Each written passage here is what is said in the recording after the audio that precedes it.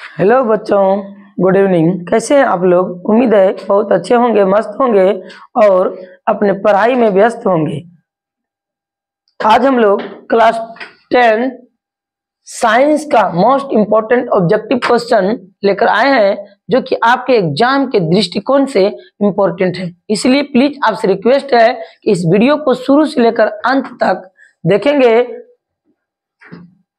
और कॉपी कलम लेकर बैठेंगे। जो जो आपको मालूम नहीं होगा उसको नोट भी करते जाएंगे, ठीक है? क्योंकि आपका एग्जाम नजदीक है, इसलिए वक्त लगा दो वक्त बदलने में, ठीक है? तो आज का सेशन हम लोग स्टार्ट करते हैं, ठीक है? और चैनल पर यदि पहली बार आप विजिट कर रहे हैं तो इसको सब्सक्राइब कर लीजिए और अधिक से अधिक दोस्तों में इसे शेयर कर दीजिए ताकि उसको भी इसका फायदा मिल सके, ठीक है? तो हम लोग स्टार्ट करते हैं आज का सेशन। और आज का पहला क्वेश्चन क्या कह रहा है? क्वेश्चन क्या कह रहा है कि अलैंगिक जनन की विधि है। अलैंगिक जनन की विधि क्या है? सबसे पहले ये जनन क्या होता है? जनन प्रत्येक जीव अपने समान संतान की उत्पत्ति करते हैं, उसी को जनन कहा जाता है, रिप्रोडक्शन कहा जाता है। रिप्रोडक्शन दो प्रकार का होता है, एक होता है एसेक्सुअल रिप्रोडक्शन और एक होता है सेक्सुअल रिप्रोडक्शन, ठीक है? ध्यान दीजिएगा। प्रोडक्शन कितने टाइप का? दो टाइप का। प्रोडक्शन दो टाइप का, रिप्रोडक्शन दो टाइप का। एक होता है एसेक्सुअल, एक होता है सेक्सुअल। एसेक्सुअल में क्या होता है? लिंग आपका भाग नहीं लेता है, लिंग आपका भाग नहीं लेगा। जबकि सेक्सुअल में क्या होता है? लिंग आपका भाग लेगा, ठीक है? तो लिंग भाग लेगा, इसमें यानी क्या होगा? मेल और फीमेल, मेल और फीमेल जिसमें भाग लेगा उसे क्या कहेंगे? उसे क्या कहेंगे? उसे कहेंगे सेक्सुअल रिप्रोडक्शन, ठीक है? और जिसमें नर और मादा अर्थात मेल और फीमेल भाग नहीं लेगा उसे कहेंगे एसेक्सुअल, यानी कि अलैंगिक जनन, अलैंगिक जनन कहेंगे, ठीक है? तो अलैंगिक जनन के अंतर्गत ही आता है यह सब, ठीक है? तो अलैंगिक जनन किस में होता है? अलैंगिक जनन आपका यानी अलैंगिक जनन की विधि आपका मुकुलन है, विखंडन है, कायिक है, ये तीनों है। अर्थात इस क्वेश्चन का जो राइट आंसर होगा यानी कि ऑप्शन नंबर डी होगा, ठीक है? मुकुलन का जो एग्जाम्पल होगा ये हो जाएगा आपका हाइड्रा। क्या हो जाएगा? हाइड्रा। नहीं, मुकुलन का जो एग्जाम्पल होगा ये हो जाएगा आपका अम्बीबा। विखंडन का एग्जाम्पल हाइड्रा हो जाएगा। और ये कायिक प्रवर्धन जैसे कि गुलाब हो गया, ठीक है, आलू हो गया, गन्ना हो गया, इन सब में क्या होगा? कायिक यानी कि विधि से क्या होता है? इसमें जनन होता है। तो एक क्वेश्चन से हम लोग 5-6 क्वेश्चन सीख गए, इस बात को नोट करते जाइए साथ ही साथ, ठीक है? अगला क्वेश्चन देखते हैं, क्वेश्चन नंबर 2। क्वेश्चन नंबर 2 क्या कह रहा है कि रंध्र का 2 नहीं 3 आ गया, एक क्वेश्चन कहाँ चला गया? 2।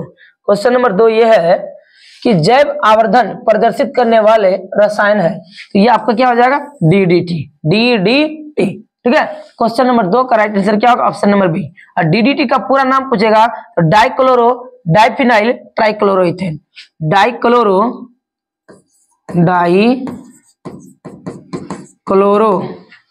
डाइफिनाइल ट्राइक्लोरो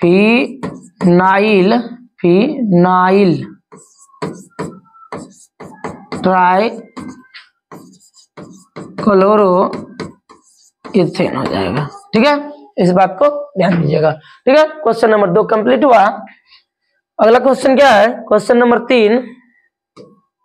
क्वेश्चन नंबर 3 कह रहा है कि रंध्र का मुख्य कार्य क्या है? तो ये रंध्र जो होता है ना पत्तियों में होता है, और रंध्र का जो मुख्य कार्य है ये गैसों का विनिमय मतलब आदान प्रदान। विनिमय का मतलब क्या? ट्रांसफर, यानी कि लाना और ले जाना, यानी कि कार्बन डाइऑक्साइड को वायुमंडल से लेता है और प्रकाश संश्लेषण की क्रिया के फलस्वरूप ऑक्सीजन क्या करता है? हम लोगों के लिए डिस्चार्ज करता है, ठीक है? तो ये हो गया गैसों का विनिमय प्लस जो यानी पेड़ पौधे जड़ों के द्वारा जल का अवशोषण करता है, और जल की मात्रा यदि यूज के बाद बर्बाद जो बेकार हो जाता है उसका क्या करता है? वाष्प यानी कि वाष्पोत्सर्जन की विधि से उसे बाहर कर देता है। अर्थात रंध्र का कार्य गैसों का विनिमय प्लस वाष्पोत्सर्जन दोनों हो जाएगा। इसलिए इस क्वेश्चन का राइट आंसर क्या होगा? ऑप्शन नंबर बी होगा, ठीक है? अगला क्वेश्चन क्वेश्चन नंबर 3 क्या कह रहा है, 3 हो गया। क्वेश्चन नंबर 4 देखते हैं। क्वेश्चन नंबर 4 क्या कह रहा है कि पौधों के उत्सर्जी पदार्थ है, अर्थात पौधा से उत्सर्जी का मतलब जो बेकार चीज है, उत्सर्जी पदार्थ कौन कौन है, तो ये पौधा से टेनिन भी निकलता है, गोंद भी निकलता है, रेजिन भी निकलता है। इसलिए क्वेश्चन नंबर 4 का राइट आंसर क्या होगा, ऑप्शन नंबर डी होगा। ठीक है, अगला क्वेश्चन देखते हैं। क्वेश्चन नंबर 5, क्वेश्चन नंबर 5 क्या कह रहा है, एकदम ध्यान से देखते जाना है। ठीक है, कि वायुमंडल में कार्बन डाइऑक्साइड की मात्रा कितनी है, तो वायुमंडल में कार्बन डाइऑक्साइड की मात्रा 0.03% है। ठीक है, कार्बन डाइऑक्साइड की मात्रा कितनी है, 0.03%, जबकि ऑक्सीजन की मात्रा पूछ ले तो कितना मारना, 21%, नाइट्रोजन की मात्रा पूछ ले कितना मारना है, 78% मारना है। ठीक है, तो यहाँ से 3 क्वेश्चन। हाँ, और ये यदि पूछे ये कार्बन डाइऑक्साइड कैसा होता है, ये इसकी प्रकृति ये अम्लीय होती है, ये क्या होती है, अम्लीय। जबकि CO पूछ दे तो ये होता है उदासीन होता है। ठीक है, नोट करते जाना, जो आप नहीं जानते उसको नोट भी करते जाना है साथ ही साथ। ठीक है, तो क्वेश्चन नंबर 5 कंप्लीट। उम्मीद है क्वेश्चन नंबर 5 आपको समझ में आ गया होगा। ठीक है, अगला क्वेश्चन, क्वेश्चन नंबर 6 देख रहे हैं। क्वेश्चन नंबर 6 क्या कह रहा है कि पूर्ण विकसित अंडाशय क्या कहलाता है, तो पूर्ण विकसित अंडाशय क्या कहलाता है।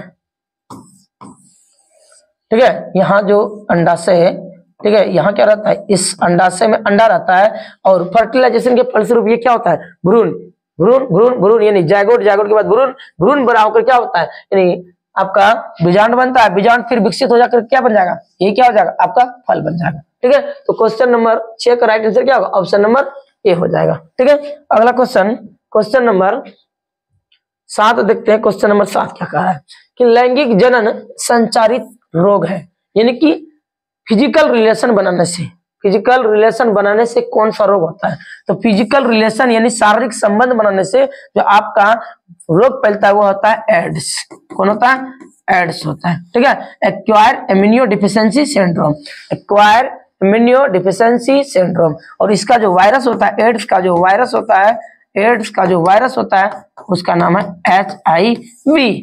इसको भी ध्यान रखना, ये सबसे पहले इंग्लैंड की महारानी से हुई थी। ठीक है, अगला क्वेश्चन क्या है, क्वेश्चन नंबर 7 के बाद क्वेश्चन नंबर 8 क्या कह रहा है कि किस pH मान वाला विलयन सबसे अधिक क्षारीय होगा, तो देख चला इसके लिए एक यानी pH स्केल पहले देख लेते हैं। pH स्केल, pH में P का वैल्यू पावर नहीं होता है, पॉन्टेज ऑफ हाइड्रोजन, पॉन्टेज ऑफ हाइड्रोजन, ये हुआ pH स्केल। pH स्केल इसको दिया था सोरेंसन ने, सोरेंसन ने दिया था। pH स्केल किसने दिया था, सोरेंसन ने। pH स्केल में 0 से लेकर कहां था, 13 या 14 तक है। pH स्केल में 0 से लेकर 13 या 14 तक रहता है। ठीक है, इसके बाद यह जो होता है ये होता है 7।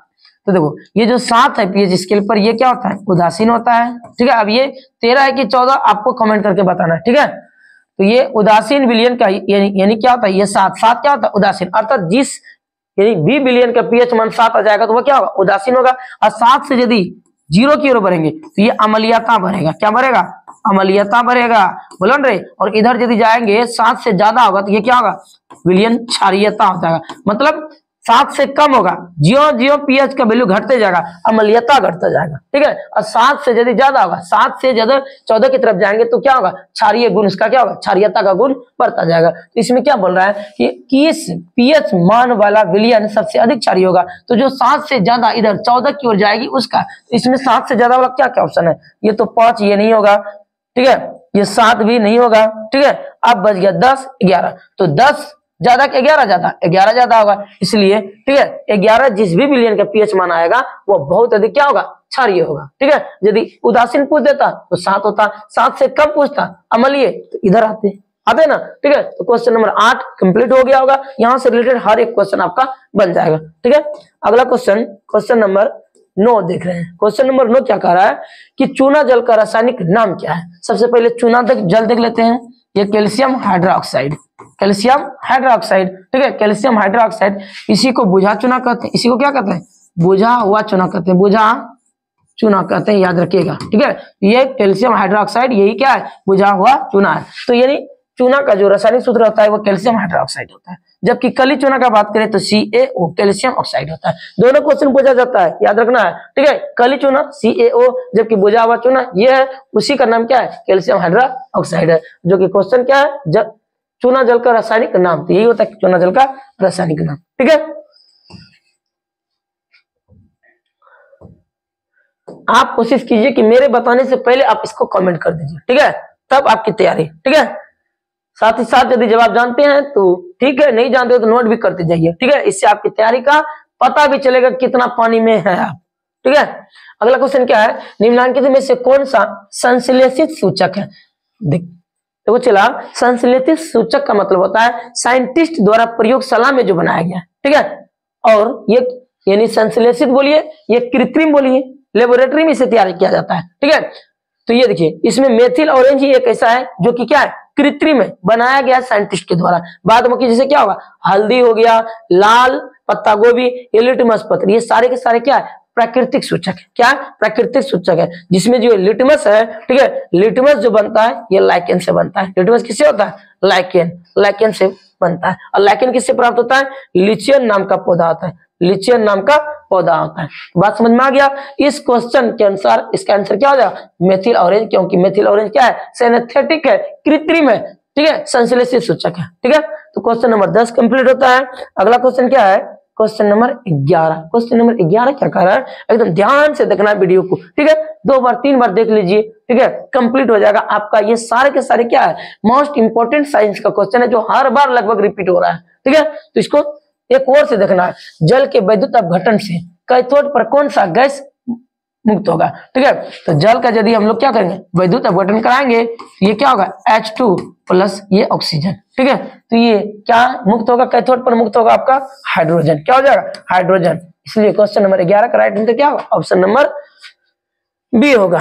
नेक्स्ट क्वेश्चन देखते हैं, क्वेश्चन नंबर 12। क्वेश्चन नंबर 12 क्या कह रहा है, क्वेश्चन नंबर 12 कह रहा है कि सघन माध्यम से विरल माध्यम में गमन करने पर आपतन कोण और अपवर्तन कोण में क्या संबंध होता है, एकदम ध्यान से देखना है। बी कंफर्टेबल, एकदम टेंशन नहीं लेना है हमें ना, ठीक है, मेरे साथ सिर्फ आप बने रहो, ठीक है। ये देखो, ये ऊपर में हो गया ये विरल माध्यम, ठीक है, रेरर मीडियम, नीचे क्या है, डेंसर मीडियम यानी सघन माध्यम, सघन माध्यम। हम लोग क्या जानते हैं, जब प्रकाश की किरणें एक माध्यम से दूसरी माध्यम में प्रवेश करती है, तो ये प्रकाश की किरणें विरल माध्यम से आ रही है, ठीक है, लेकिन ये जाना ऐसे ही चाह रही थी, लेकिन क्या हुआ, माध्यम बदलने से, ठीक है, ये क्या हुआ, इसका पथ मुड़ गया। ये आपतन कोण है और ये क्या है, आपका अपवर्तन कोण आ रहा है। पहले अपवर्तन कोण यहां से लेकर यहां तक बन रहा था, लेकिन क्या हुआ, अपवर्तन कोण क्या हो गया, अपवर्तित किरण क्या हो गया, झुक गया, क्योंकि माध्यम बदल गया, ठीक है। सब विरल से सघन में आ रहे हैं, तो यहाँ पर क्या है, आई आपका ज्यादा है, लेकिन आर क्या है, उससे कम है। आर क्या है, आई का मान आर से ज्यादा है, आई ज्यादा है, आर उससे कम है, मतलब यहाँ आपतन कोण ज्यादा है और अपवर्तन कोण का मान क्या हो गया, कम हो गया, ठीक है। तो ये कौन सा कंडीशन है, यही कंडीशन ना बन रहा है, यहाँ आई का मान ज्यादा है आर के मान से, हाँ, ठीक है। तो क्वेश्चन नंबर 12 का राइट आंसर क्या होगा, ऑप्शन नंबर डी, सॉरी ये होगा, ठीक है। अगला question, question number 13। Question number 13 क्या कह रहा है कि निर्देशांक चिन्ह परिपाटी में सभी दूरियां कहां से मापी जाती है। यदि हम बात करें दर्पण की, तो दर्पण में ये होता है आपका क्या, दर्पण का ध्रुव, तो दर्पण में सभी दूरियां दर्पण के ध्रुव से मापी जाती है, यानी पोल से मापी जाती है, पोल यानी ध्रुव से मापी जाती है, ठीक है। और वही यदि आपका क्या रहता, लेंस रहता, लेंस में सभी दूरियां आपका कहां से, पोल यानी कि प्रकाशीय बिंदु से, लेंस में सभी दूरियां प्रकाशीय बिंदु से, प्रकाशीय बिंदु से, जबकि दर्पण में सभी दूरियां ध्रुव से। तो इस क्वेश्चन के हिसाब से इसका आंसर क्या हो जाएगा, ऑप्शन नंबर बी। दोनों ध्यान देना है, दर्पण पूछेगा तो ध्रुव, ठीक है, और लेंस पूछेगा तो प्रकाशीय केंद्र, कंफ्यूज नहीं करना, इसलिए दोनों एक ही साथ बताए, ठीक है। अगला क्वेश्चन क्या है, क्वेश्चन नंबर, हम बार बार कोशिश करते हैं आपको best of the best content दे जो कि डायरेक्ट एग्जाम में छपे, ठीक है। और यदि आप मेरे साथ एग्जाम भर रहते हैं तो एक भी क्वेश्चन आपका क्या होगा, ऑब्जेक्टिव मिस हो ही नहीं सकता है, ठीक है। निम्नलिखित में से किस धातु से सोलर सेल बना होता है, ठीक है, सोलर सेल, क्या बात हुआ, क्या सोलर सेल, ठीक है, सोलर सेल। तो सबसे पहले ये जो सोलर सेल होता है ये क्या करता है, प्रकाश ऊर्जा को क्या करता है, प्रकाश ऊर्जा को विद्युत ऊर्जा यानी रासायनिक ऊर्जा में कन्वर्ट करता है बैटरी के थ्रू, ठीक है। प्रकाश ऊर्जा को बैटरी में कन्वर्ट कर दिया, रासायनिक ऊर्जा, बैटरी पर रासायनिक ऊर्जा को विद्युत ऊर्जा में कन्वर्ट करता है, ठीक है। अब ये जो सोलर सेल होता है, इस तरह का सोलर सेल देखे होंगे आप लोग, धूप में जो रखा जाता है सोलर सेल। इस सोलर सेल में पी टाइप और एन टाइप, ठीक है, यानी अर्धचालक का प्रयोग किया जाता है। अर्धचालक तो इसमें अर्धचालक कौन है, अर्धचालक आपका कौन है, सिलिकॉन है। कौन है, सिलिकॉन है, जिसका परमाणु संख्या 14। एक आपका जर्मेनियम भी होता है, सिलिकॉन जर्मेनियम। तो इस ऑप्शन में, इस क्वेश्चन के ऑप्शन में सिर्फ क्या है, सिलिकॉन है। तो इस क्वेश्चन का राइट आंसर क्या होगा, सिलिकॉन ही होगा, ठीक है। यदि जर्मेनियम रहता तो जर्मेनियम भी होता, ठीक है। अर्थात कहने का मतलब ये होगा कि सोलर सेल में अर्धचालक का प्रयोग किया जाता है। किसका किया जाता है, अर्धचालक का किया जाता है। अर्धचालक में सिलिकॉन प्लस जर्मेनियम। इस सिलिकॉन का उपयोग आपका जैसे आपका चिप्स हो गया, ऐसी चिप्स होता है ना, इंटीग्रेटेड सर्किट, ऐसी चिप्स हो गया, रेडियो हो गया, ठीक है, रेडियो हो गया, आपका ट्रांजिस्टर हो गया, क्या हो गया, ट्रांजिस्टर हो गया, इसमें भी इसका उपयोग किया जाता है। आपका मोबाइल का सिम हो गया, ठीक है, उसमें भी इसका उपयोग किया जाता है। अर्धचालक की विशेषता यह है कि अर्धचालक को गर्म करने पर इसकी चालकता बढ़ती है और प्रतिरोध घटता है। अर्धचालक को गर्म करने पर उसका प्रतिरोध घटता है, इसलिए उसकी चालकता क्या हो जाती है, बढ़ जाती है। और इसी का फायदा उठाकर क्या किया जाता है, अर्धचालक का उपयोग किया जाता है। अर्ध यानी सोलर सेल से सबसे अधिक विद्युत प्राप्त करने की जो संभावना है भारत के किस राज्य में, या आपके राजस्थान में। राजस्थान में है क्योंकि वहां क्या है, मरुस्थल है, वहां धूप ज्यादा होता है, इसलिए सोलर सेल वहीं पर ज्यादा प्रयोग किया जाता है भारत में, ठीक है। तो उम्मीद है ये क्वेश्चन आपको समझ में आ गया होगा। बढ़ते हैं नेक्स्ट क्वेश्चन की ओर। अगला क्वेश्चन क्या कर रहा है, क्वेश्चन नंबर 15। क्वेश्चन नंबर 15 है कि लघु पतन के समय परिपथ का प्रतिरोध क्या होता है, परिपथ का प्रतिरोध क्या होता है। देखिए ये कोई चालक तार है, इसमें इलेक्ट्रॉन प्रवाहित होता है, ठीक है। जब इलेक्ट्रॉन प्रवाहित होगा, ठीक है, इलेक्ट्रॉन प्रवाहित होगा, ठीक है। तो सॉरी, पहले लघु पतन कहते किसे हैं, तो देखिए जब किसी कारणवश ठंडी और गर्मी तार आपस में सट जाए, ठंड वाला और गर्मी वाला तार आपस में सट जाता है, तो इस परिपथ का क्या होता है, प्रतिरोध शून्य हो जाता है। परिपथ का प्रतिरोध क्या हो जाता है, शून्य हो जाता है। जब परिपथ का प्रतिरोध शून्य हो जाएगा तो वह चालक परिपथ सुपर कंडक्टर की तरह बिहेव करने लगता है, इसीलिए उस चालक में क्या होता है, विद्युत धारा I का मान क्या हो जाता है, बहुत अधिक बढ़ जाता है। क्या होता है, बढ़ता नहीं, बहुत अधिक बढ़ जाता है, ठीक है, क्योंकि वो सुपर कंडक्टर है, पूरा करंट प्रवाहित होने लगता है। अर्थात लघु पतन के समय परिपथ में धारा का जो मान होता है ना, बहुत अधिक बढ़ जाता है, धारा का मान बहुत अधिक बढ़ जाता है। क्यों, क्योंकि प्रतिरोध क्या हो जाता है, शून्य हो जाता है। मतलब इस क्वेश्चन में क्या पूछा है, प्रतिरोध क्या होगा, तो प्रतिरोध क्या होगा, बहुत कम हो जाता है, प्रतिरोध शून्य हो जाता है, बहुत कम नहीं, प्रतिरोध शून्य हो जाता है, ठीक है। इसीलिए इसमें क्या होगा, विद्युत धारा का मान बहुत अधिक बढ़ जाता है। बात समझ में आया।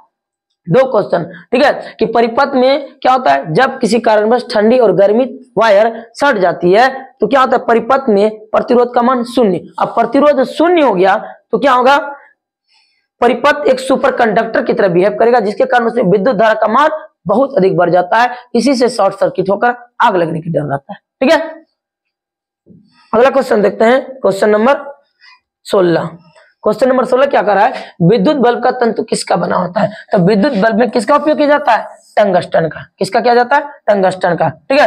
विद्युत बल्ब का तंतु बोले या फिलामेंट बोले, इसमें टंगस्टन का प्रयोग किया जाता है, ठीक है। जबकि विद्युत बल्ब में बोलेगा कौन सा गैस भरी जाती है, गैस का बात करेगा तो इसमें आर्गन भरा जाता है। कौन सा भरा जाता है, आर्गन।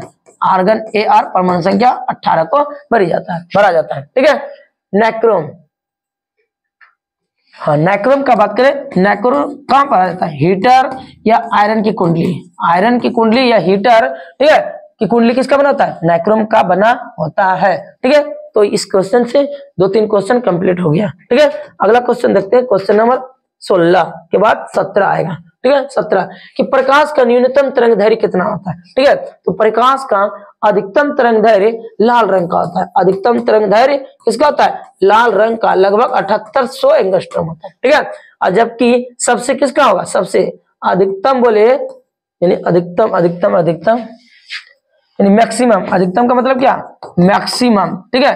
और न्यूनतम का मतलब क्या? मिनिमम, ठीक है, मिनिमम। तो अधिकतम जो तरंग दैर्घ्य होता है ये किसका होता है? लाल रंग का। जबकि न्यूनतम सबसे नीचे किसका होता है? बैगनी का, ठीक है, बैगनी का। लगभग कितना?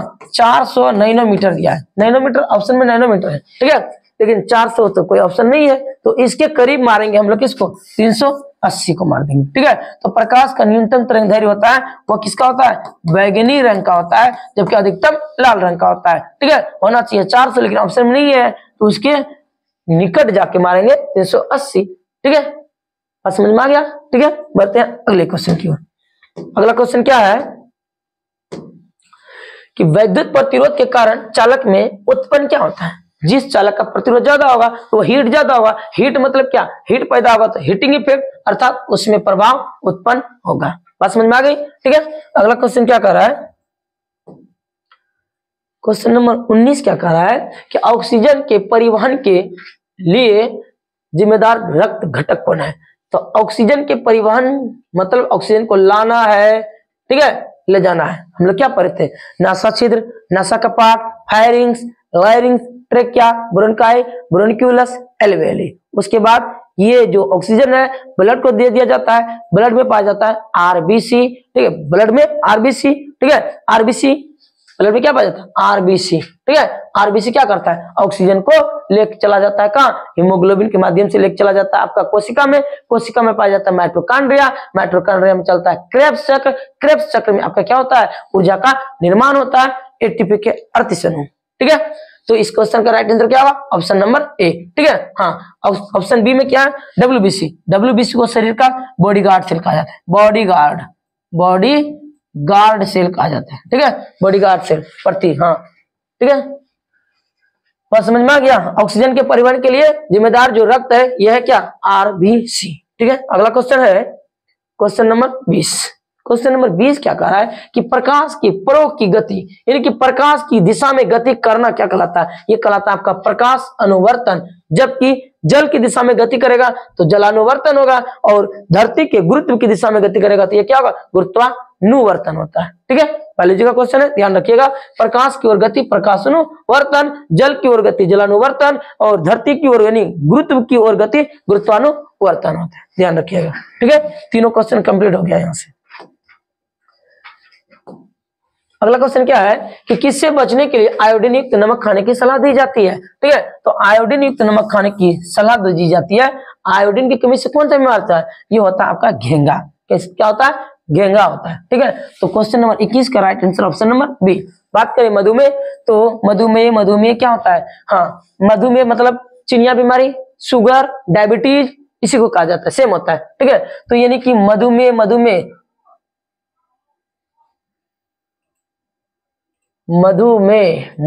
क्या क्वेश्चन क्या कर रहा है? इससे बचने के लिए आयोडीन खाने की सलाह, नमक खाने की सलाह दी जाती है, तो ये हो गया क्या? घेंगा से बचने के लिए, ठीक है। और आप यदि शक्कर वाला चीज यानी मीठा चीज ज्यादा खाओगे, ठीक है, यानी मीठा चीज खाने से, ठीक है, हमारे शरीर में क्या होता है?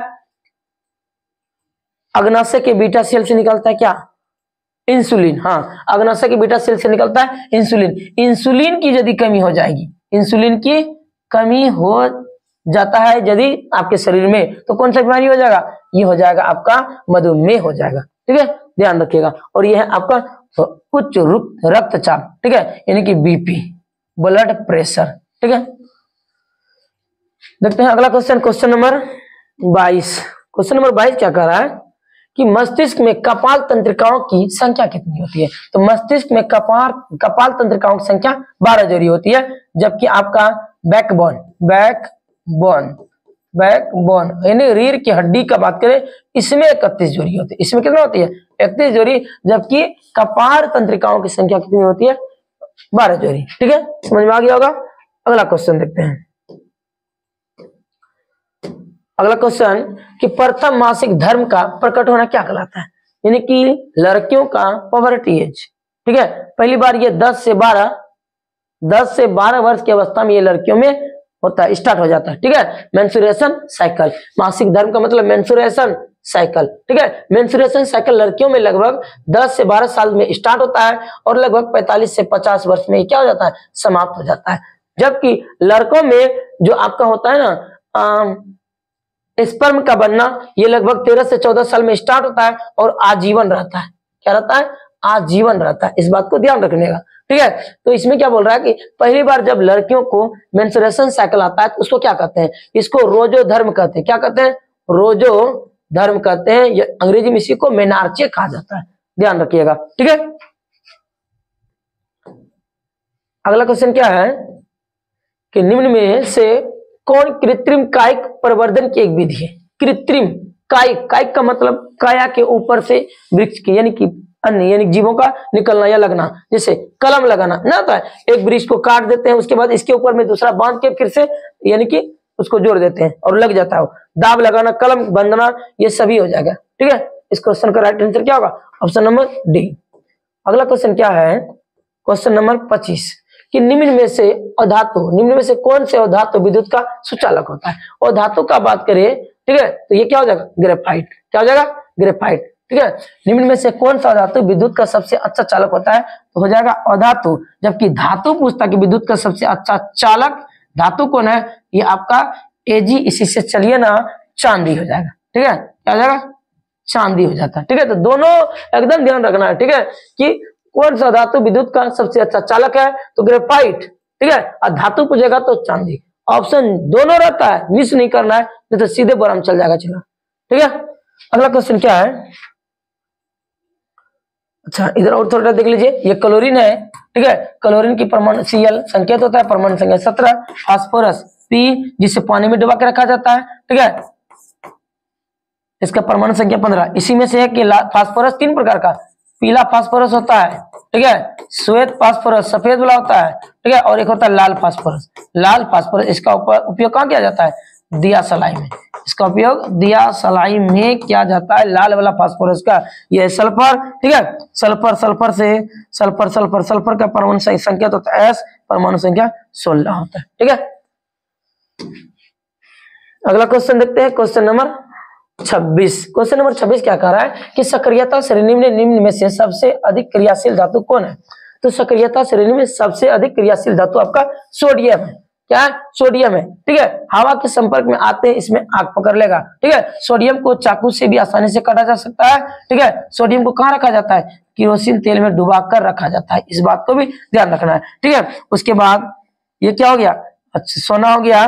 सोना की तन्यता सबसे अधिक होती है, 1 ग्राम सोना से 2 किलोमीटर तक तार खींचा जा सकता है। और ये क्या है, एकमात्र धातु है जो कमरे के मात्र धातु जो कमरे के ताप पर क्या होता है, द्रव अवस्था में पाया जाता है, द्रव अवस्था में पाया जाता है। ठीक है, इस बात को भी ध्यान रखना है। और ये क्या है, कॉपर पे जंग लगेगा तो इसका कलर क्या होता है, हरा होता है, इसको भी ध्यान रखना है। ठीक है, बढ़ते हैं आगे अगले क्वेश्चन की ओर। और अगला क्वेश्चन क्या है, क्या बोल रहा है कि शुद्ध सोना कितने कैरेट का होता है। शुद्ध सोना कितने कैरेट का होता है, तो शुद्ध सोना 24 कैरेट का होता है। कितने कैरेट का, 24 कैरेट का होता है। जबकि आभूषण बनाने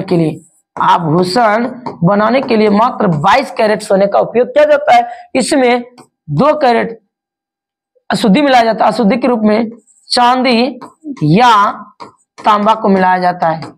ठीक है, क्यों, क्योंकि ये जो 22 कैरेट सोना होता है बहुत मुलायम होता है, और इतना मुलायम होने के कारण इसका उपयोग आभूषण बनाने में नहीं किया जा सकता है। इसलिए उसको कठोरता प्रदान करने के लिए 2 कैरेट अलग से चांदी या तांबा मिलाकर उसका आभूषण बनाया जाता है। ठीक है, अब देखिए सोना की शुद्धता किससे मापा जाता है, हॉलमार्क से।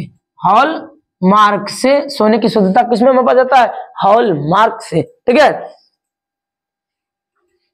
और जैसे तेल हो गया, सरसों का तेल होता है ना, इसकी शुद्धता ट्रेडमार्क से। ठीक है, और घर में जो छड़, घर बनाने में रॉड सरिया का प्रयोग होता है, उसके लिए ISI ट्रेडमार्क होता है। ठीक है, ये सब बात को भी ध्यान रखना है। ठीक है, आगे बढ़ते हैं अगले क्वेश्चन की ओर। अगला क्वेश्चन क्या कर रहा है कि निम्न में से किस धातु को केरोसिन में डुबाकर रखा जाता है। अभी हमें पीछे बताया कि सोडियम को केरोसिन में डुबा के रखा जाता है, सोडियम को केरोसिन तेल में डुबा कर रखा जाता है, क्योंकि वायु के संपर्क में आते हैं क्या पकड़ लेगा, आग पकड़ लेगा, क्योंकि यह अधिक क्रियाशील होता है। ठीक है, इस ऑप्शन में और भी कुछ है। टंगस्टन, टंगस्टन का उपयोग कहाँ किया जाता है, विद्युत बल्ब में किया जाता है, विद्युत बल्ब में, लाल वाला जो घर में बल्ब नहीं जलता था 100 वाट का, वही विद्युत बल्ब में। पारा, कमरे के ताप पर द्रव अवस्था में पाया जाने वाला एकमात्र धातु, द्रव अवस्था में पाया जाने वाला क्या है, धातु है। ठीक है, सब ऑप्शन को डिस्कस इसीलिए कर रहे हैं कि आप एक भी क्वेश्चन को भूलो ना, खाली वीडियो आप देखते रहो। ठीक है, क्वेश्चन आपके माइंड में घूमते रहेगा। ठीक है, एक बार में नहीं होता, एक बार 2 बार, जब टाइम मिले आपको देखते रहो। ठीक है, पढ़ते हैं आगे। अगला क्वेश्चन क्या कर रहा है, अम्ल के जलीय विलयन में निम्न में से कौन उत्पन्न होता है। ठीक है, तो यानी कि अम्ल के जलीय विलयन में ये हाइड्रोक्लोरिक क्या है, अम्ल, इसको जब जल में घोलेंगे तो ये क्या होगा, H+ आयन होगा प्लस Cl माइनस हो जाएगा। तो जल में घुलने पर क्या होता है, अम्ल जो होता है ना H+ आयन देता है जल में घुलकर। ठीक है, अम्ल जल में घुलकर H+ आयन देता है, जबकि क्षार का बात करते हैं ना, क्षार जल में घुलकर ये OH- आयन देता है। दोनों बात को एकदम ध्यान से देखना कि अम्ल जल में घुलकर H+ आयन और क्षारक जल में घुलकर क्या देता है, OH- आयन देता है। जैसे ये सोडियम हाइड्रोक्साइड, ठीक है, ये जल में घोलेंगे इसको क्या देगा, ये सोडियम, ये धातु है, और OH ये माइनस हो जाएगा, तो ये क्षारक है। सोडियम हाइड्रोक्साइड क्या है, क्षारक है। ठीक है, तो ये क्या घुल के देगा, OH- आयन दिया। इस बात को नोट कर लेना है। ठीक है, मिस नहीं करना है। ठीक है, आंखों में नींद है मगर सोना नहीं है, यही वक्त है कुछ करने का, इसे खोना नहीं है। आपके पास टाइम बहुत कम है। ठीक है, अभी भी आपका कुछ बिगड़ा नहीं है, तो ध्यान दीजिएगा, अच्छा रिजल्ट कर जाइएगा। ठीक है, अगला क्वेश्चन क्या बोल रहा है कि अम्ल के जलीय विलयन में निम्न में से कौन उत्पन्न होता है, ये तो हो गया। ठीक है, अगला क्वेश्चन क्या है कि विकासीय दृष्टिकोण से हमारी सबसे अधिक समानता किससे। तो विकास के दृष्टिकोण से सबसे अधिक समानता जो है चीन के विद्यार्थी से है, जबकि हमारा निकट संबंधी। ठीक है, इस क्वेश्चन का राइट आंसर क्या होगा, ऑप्शन नंबर ए हो गया, सही है। जबकि हमारी सबसे निकट, ठीक है, निकट संबंधी, हमारी निकट संबंधी कौन है, हमारी निकट संबंधी, निकट संबंधी।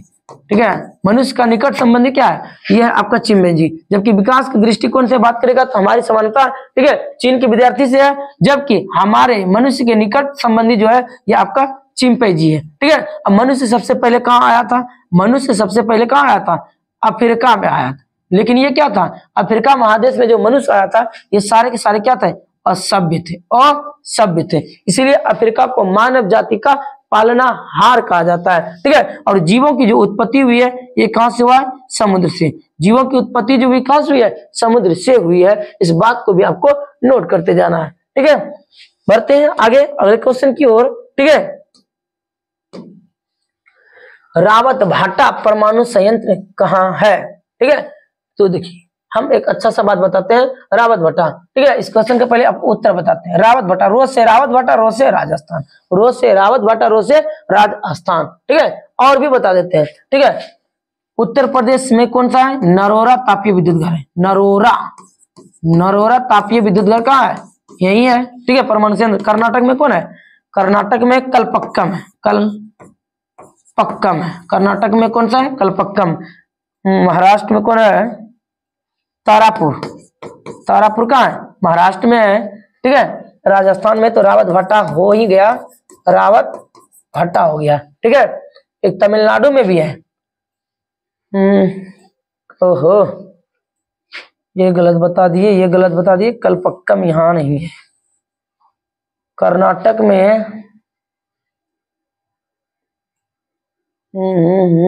कर्नाटक में कोई और है, क्या पढ़ाए थे आप लोग कमेंट करके बताइए। ठीक है, कलपक्कम, कलपक्कम, कुडरुकुलम, ये कुडरुकुलम तमिलनाडु में। ठीक है, ठीक है, तो इस क्वेश्चन का राइट आंसर क्या होगा, ऑप्शन नंबर रावत भाटा राजस्थान में, उत्तर प्रदेश में नरोरा है, महाराष्ट्र में तारापुर है, कर्नाटक में क्या है हम मिस कर रहे हैं, आप इसको कमेंट करके बताइए। ठीक है, अगला क्वेश्चन, क्वेश्चन नंबर 32 देख रहे हैं, क्या बोल रहा है, ओजोन के अणु ऑक्सीजन के कितने परमाणु से मिलकर बने हैं। ओजोन के अणु जो है ना ऑक्सीजन के 3 परमाणु से मिलकर क्या होता है ओजोन का निर्माण होता है। तो ओजोन के एक अणु में ऑक्सीजन के कई परमाणु, 3 परमाणु से मिलकर बना होता है। ठीक है, इसलिए क्वेश्चन नंबर 32 का राइट आंसर क्या होगा? Option number C. ठीक है, ओजोन जो पाया जाता है किस मंडल में पाया जाता है? आपको कमेंट करके बताना है। ठीक है, ओजोन किस परत में पाया जाता है? किस परत में पाया जाता है? ठीक है, समताप मंडल, ठीक है, में पाया जाता है, या फिर जिस मंडल में पाया जाता है, जिसमें पाया जाता है, आपको कमेंट करना है। ठीक है, ओजोन से रिलेटेड और आपको बात बताते हैं। ओजोन परत की जो खोज हुआ था, ओजोन परत की खोज ये आपका क्या था? डॉब्सन ने। किसने किया था? डॉब्सन ने। इसलिए ओजोन परत की इकाई जो होता है क्या होता है? डॉब्सन होता है। और ओजोन में जो छिद्र हो गया है अंटार्कटिका की, अंटार्कटिका के करीब क्या हो गया है? ओजोन परत ऊपर में क्या हो गया? छिद्र हो गया है। ठीक है, और ओजोन परत को जो सबसे ज्यादा हानि है क्लोरोफ्लोरोकार्बन। ये इंपॉर्टेंट, बहुत ज्यादा इंपॉर्टेंट क्वेश्चन है कि ओजोन को सबसे ज्यादा हानि किससे है? क्लोरोफ्लोरोकार्बन, CFC से। तो इस क्वेश्चन से आपको हमने 2-3 क्वेश्चन बता दिया कि ओजोन के एक अणु में ऑक्सीजन के 3 परमाणु। ठीक है, ओजोन को सबसे ज्यादा हानि किससे है? क्लोरोफ्लोरोकार्बन से। आपको भूलना नहीं है। ओजोन परत की खोज किसने किया था? डॉब्सन ने। ओजोन परत किस परत में, ओजोन परत किस मंडल में पाया जाता है? ठीक है, आपको कमेंट करके बताना है। ठीक है, बढ़ते हैं हम आगे।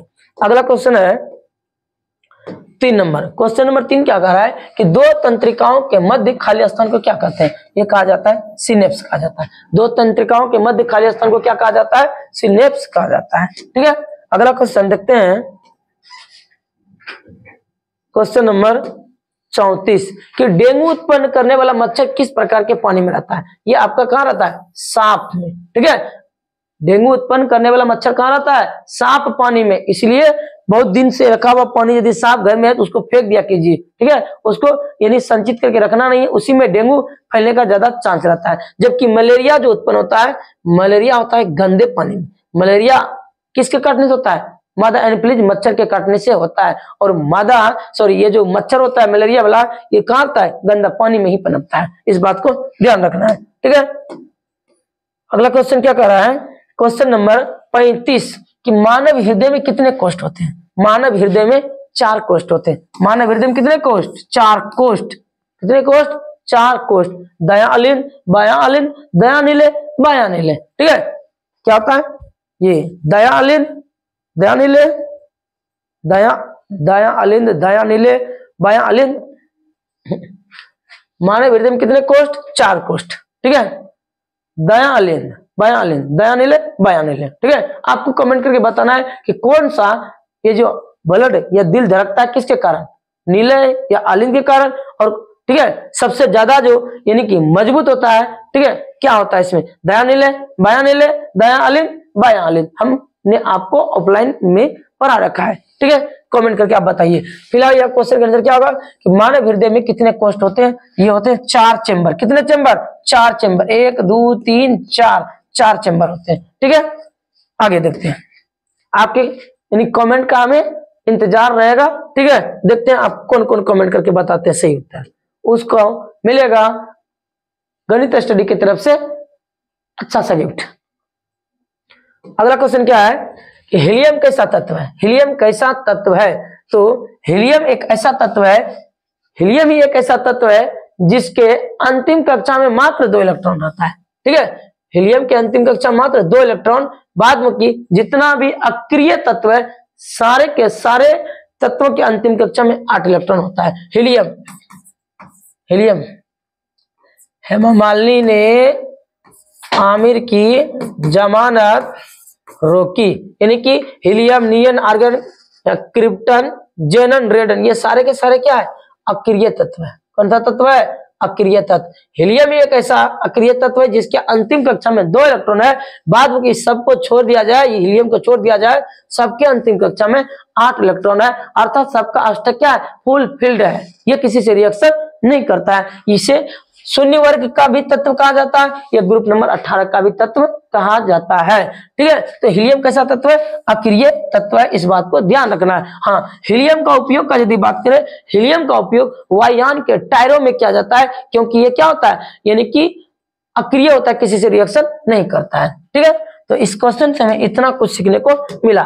नेक्स्ट क्वेश्चन देखते हैं, क्वेश्चन नंबर 37। 37 क्या बोल रहा है कि कुल कहाँ की सिंचाई व्यवस्था है। तो कुल जो है ना हिमाचल प्रदेश की क्या है, हिमाचल प्रदेश की कुल सिंचाई व्यवस्था है। बात करें केरल का, तो केरल में क्या है, सुरंगम। केरल की सिंचाई व्यवस्था का नाम क्या है, सुरंगम है।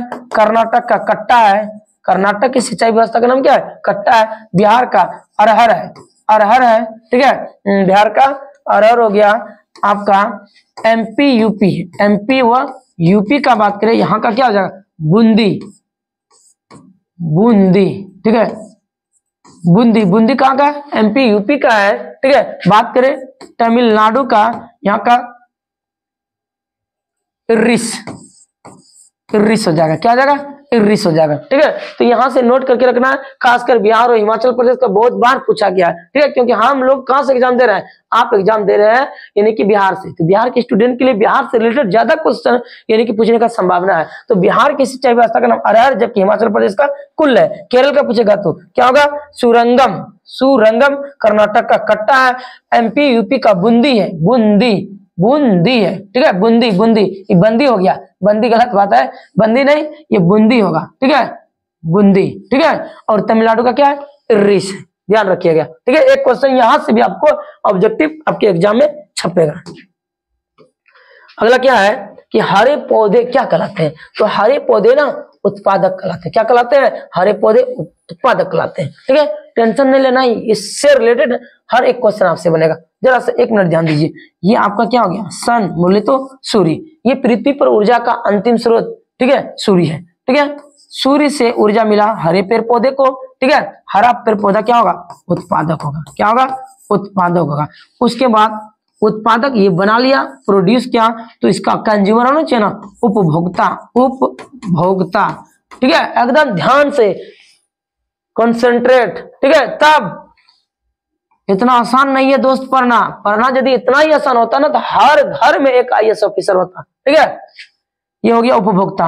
ये उपभोक्ता का प्रथम श्रेणी, ये द्वितीय स्तर, ये तृतीय स्तर हो गया। ठीक है, उसके बाद आ जाएगा आपका क्या, अब उपभोक्ता, उपभोक्ता के बाद क्या होगा, अब घटक, अब घटक हो जाएगा। ठीक है, तो इसमें आ जाएगा उपभोक्ता के प्रथम श्रेणी में आ जाएगा आपका क्या, शाकाहारी, शाकाहारी, शाकाहारी, शाकाहारी जैसे कि बकरी। ठीक है, ये होता है सर्वाहारी, सर्वाहारी में क्या हो जाएगा, मानव। और ये हो गया मांसाहारी, मांसाहारी, मांसाहारी में कौन हो जाएगा, शेर। ठीक है, और इधर आप घटक में दे दीजिए चील, दे दीजिए। ठीक है, चील मतलब क्या, यानी पृथ्वी पर ऊर्जा का अंतिम स्रोत क्या हो गया, ऊर्जा। यहां से मिलेगा ऊर्जा किसको, पेड़ पौधा को। ठीक है, हरे पेड़ पौधे को, हरे पेड़ पौधे को। ठीक है, हरे पेड़ पौधे को ये बनाया ऊर्जा। ठीक है, तो इस पेड़ पौधे को खा जाएगा कौन, बकरी, बकरी को खा जाएगा मानव, और मानव को खा जाएगा शेर। ठीक है, ये खा के खत्म। अब चील क्या करेगा, इसको मरने का इंतजार करेगा शेर को कि मार, और जब शेर मरेगा तो खा जाएगा कौन, चील। तो ये आपका क्या है, टोटल ये हुआ आहार श्रृंखला। ये क्या हुआ, आहार श्रृंखला, जिसमें ऊर्जा का क्या होता है, ट्रांसफर होता है। ठीक है, तो इसमें क्या कहेगा, पृथ्वी यानी कि आहार श्रृंखला में ऊर्जा का मुख्य स्रोत क्या है, आपका सूर्य हो गया। ठीक है, हरा पौधा क्या हुआ, उत्पादक। ठीक है, उपभोक्ता को कितने स्तरों में बांटा गया, 3 यानी कि श्रेणी में बांटा गया। फर्स्ट श्रेणी कौन आएगा, शाकाहारी, फिर सर्वाहारी, फिर मांसाहारी। ठीक है, शाकाहारी में यहाँ देखिए, यानी कि हरे पेड़ पौधा को खा जाएगा कौन, हरे पेड़ पौधे को खा जाएगा आपका बकरी। ठीक है, ये आहार श्रृंखला बता रहे हैं। ठीक है, उसके बाद बकरी को खाएगा मानव, मानव को खाएगा शेर, और शेर को खा जाएगा कौन, चील खा जाएगा। ये आपका एक क्या हुआ, आहार श्रृंखला कंप्लीट हुआ। ये भी ऑब्जेक्टिव क्वेश्चन पूछेगा। ठीक है, तो इसमें क्या बोल रहा है कि हरे पेड़ पौधे, हरे पेड़ पौधे क्या हुआ, उत्पादक हुआ। ठीक है, उपभोक्ता, ये तीनों क्या है, उपभोक्ता। उपभोक्ता का प्रथम स्तर क्या हुआ, शाकाहारी, दूसरा स्तर सर्वाहारी, तीसरा स्तर मानव, सॉरी शेर हो गया। ठीक है, अब घटक में कौन आएगा, चील होगा, या फिर आप यहाँ दीमक भी दे सकते हैं ना, दीमक नहीं देखते हैं, लकड़ी लोग जब लकड़ी को काट दिया जाता है उसके बाद कई घर में यूज करते हैं, उसमें दीमक लग जाता है और उसको वो खा जाता है, सड़ा गला के खत्म कर देता है। तो इस क्वेश्चन से इतना क्वेश्चन आपका कंप्लीट हो गया, ध्यान रखिएगा। ठीक है, ये सिर्फ आपके गणित स्टडी चैनल पर ही मिलेगा। ठीक है, प्योर कॉन्सेप्ट। उसके बाद क्या, वर्ग में ऊपर से नीचे आने पर या जाने पर परमाणु का आकार क्या होगा। तो देखो ग्रुप नंबर फर्स्ट ए के धातु को लेते हैं, फर्स्ट ए, ठीक है। हमारे लिए ना कर रब से फरियाद, नीचे जाते जाएंगे, ठीक है। तो देखो ये हाइड्रोजन है, हाइड्रोजन का परमाणु संख्या 1, इलेक्ट्रॉनिक विन्यास निकालेंगे अंतिम कक्षा में 1, ठीक है। और उसके बाद लिथियम, इसका इलेक्ट्रॉनिक विन्यास 2 1 होता है। सोडियम का परमाणु संख्या 11 होता है, ठीक है, परमाणु संख्या 11, इलेक्ट्रॉनिक विन्यास 2 8 1 होगा। आप देखो इसका यदि हम ये स्ट्रक्चर बनाएंगे, ये क्या होगा, पहले कक्षा में 1 इलेक्ट्रॉन, उसके बाद क्या होगा, इसमें क्या घर 2 घर, इसका आकार बड़ा हुआ कि छोटा हुआ, उससे बड़ा हुआ। इसका बनाएंगे, इसमें क्या घर 3 घर, 3 घर। तो देखो ऊपर से नीचे आने पर परमाणु का आकार, साइज, त्रिज्या तीनों क्या हो रहा है, बढ़ रहा है। परमाणु का आकार छोटा था, बड़ा हुआ, बड़ा हुआ, बड़ा ही होता जाएगा, ठीक है। तो वर्ग में ऊपर से नीचे आने पर, वर्ग में ऊपर से नीचे अर्थात आवर्त सारणी में ऊपर से नीचे रखे तत्व को वर्ग कहा जाता है, जबकि बाएं से दाएं रखे तत्व को आवर्त कहा जाता है। आवर्त की संख्या 7 है, जबकि वर्ग की संख्या कितना है, 18 है। इस बात को भी ध्यान देना है। तो वर्ग में ऊपर से नीचे आने पर परमाणु का आकार बढ़ता है, साइज बढ़ता है, त्रिज्या बढ़ता है, ठीक है। अब देखिए ऊपर से नीचे आएंगे तो यहाँ इलेक्ट्रॉन आएगा और यहाँ से इलेक्ट्रॉन निकलना क्या होगा, आसान होगा, अर्थात तुरंत इलेक्ट्रॉन त्याग देगा। और जैसे इलेक्ट्रॉन त्यागेगा तो ये क्या हो जाएगा, धनायन बनाएगा। और धनायन कौन बनाता है, धातु। अर्थात वर्ग में ऊपर से नीचे आने पर धात्विक गुण बढ़ता है, धात्विक गुण बढ़ता है। बात समझ में आया, 3 4 क्वेश्चन बता दिए यहाँ से। तो वर्ग में ऊपर से नीचे आने पर परमाणु का आकार क्या होता है, बढ़ता है। पहले घटता है, नहीं रे घट रहा है, ऊपर से नीचे आ रहे हैं तो ये बढ़ता ही जा रहा है, लगातार बढ़ रहा है। पहले बढ़ता है फिर घटता है, नहीं बढ़ रहा है, बढ़ ही रहा है। और परिवर्तित रहता है, नहीं, ये क्या होता है, लगातार बढ़ता ही जाता है, ठीक है। क्वेश्चन नंबर 39 का right answer option number D हो गया। नेक्स्ट क्वेश्चन, क्वेश्चन नंबर 40 देखते हैं, जो कि आज के इस वीडियो का अंतिम क्वेश्चन होगा, ठीक है। बोल रहा है कि विद्युत चुंबक बनाने के लिए प्रायः किस पदार्थ के छड़ का उपयोग किया जाता है। तो विद्युत चुंबक बनाने के लिए प्रायः नर्म लोहे के छड़ का उपयोग किया जाता है, जबकि अस्थायी चुंबक बनाने के लिए इस्पात का प्रयोग किया जाता है। इस बात को भी ध्यान देना है, नहीं जानते तो नोट करते जाना है। तो आप लोग अब बताइए कमेंट करके ये सेशन कैसा लगा, आपको वीडियो पसंद आया, वीडियो में जितना भी क्वेश्चन था अच्छा क्वेश्चन था या नहीं था। वीडियो यदि अच्छा लगे तो वीडियो को अधिक से अधिक दोस्तों में शेयर कीजिए, और चैनल पर यदि पहली बार है तो चैनल को सब्सक्राइब कर लीजिए। मिलते हैं हम लोग नेक्स्ट वीडियो में, तब तक के लिए धन्यवाद।